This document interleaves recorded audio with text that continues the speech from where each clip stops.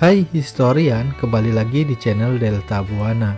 Kali ini kita akan membahas salah satu peristiwa bersejarah yang pernah terjadi ketika Perang Dunia Pertama.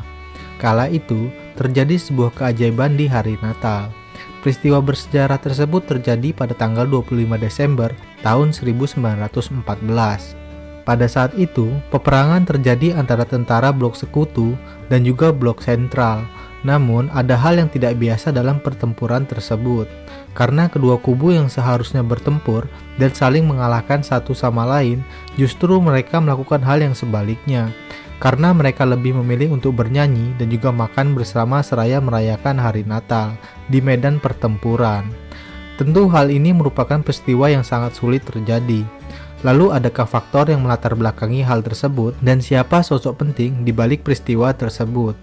Untuk mengetahui hal tersebut, simak terus penjelasan berikut ini.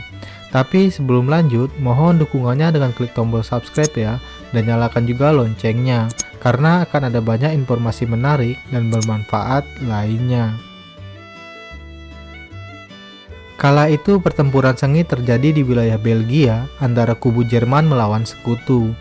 Peristiwa yang terjadi antara tanggal 19 Oktober hingga 22 November itu tercatat telah memakan korban jiwa yang tidak sedikit, karena dalam pertempuran tersebut, korban jiwa mencapai puluhan ribu dari kedua belah pihak. Dan ketika peristiwa tersebut terjadi, muncullah sosok yang dapat meredam pertempuran tersebut. Ia adalah Paus Benediktus ke-15, yang baru saja menjabat kala itu ketika musim panas pada 7 Desember tahun 1914. Kala itu Paus mengirimkan permintaan kepada para pemimpin Eropa untuk sejenak menghentikan pertempuran di kedua belah pihak. Beliau pun mengatakan, semoga saja senjata api menjadi hening, setidaknya menjelang malam ketika para malaikat bernyanyi. Demikian ucap dari Paus Benediktus. Dan sebenarnya hal tersebut tidak digubris oleh para pemimpin perang dari kedua belah pihak.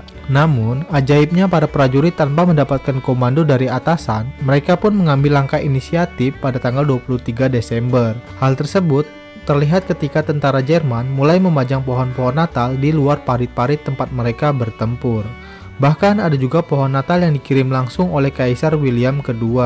Sehingga perdamaian pun terjadi di Front Ypres, Belgia, yang kemudian peristiwa langka ini dikenal sebagai Christmas Truce atau gencatan senjata Natal. Kemudian menjelang malam tanggal 25, tentara Jerman yang tak ingin melewatkan momen bahagia tersebut dengan bernyanyi himne seperti Stille Nacht. Seakan tak ingin ketinggalan oleh tentara Jerman, prajurit dari tentara sekutu pun akhirnya ikut menyanyikan lagu-lagu Natal. Bahkan beberapa perwira tingkat bawah dari kubu Inggris memberikan perintah kepada bawahannya agar tidak ada yang melakukan penembakan, kecuali mereka ditembak terlebih dahulu. Kebijakan ini dikenal dengan nama Live and Let Live, hidup dan biarkan mereka hidup.